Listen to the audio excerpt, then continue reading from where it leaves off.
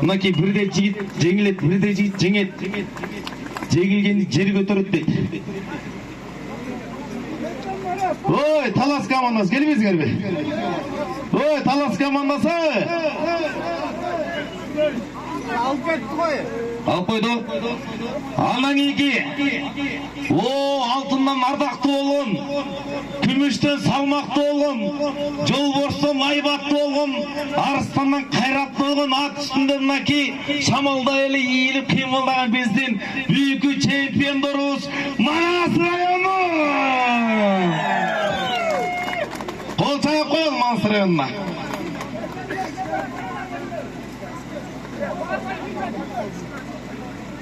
Мынакей бардык жерде бардык оюн бар болот дейт, Негизи бирок жигиттер, мына ушул жерде барыңар турасыңар, Манас районуна бир өзгөчө бир кол чабыл коеласыз, бир өзгөчө.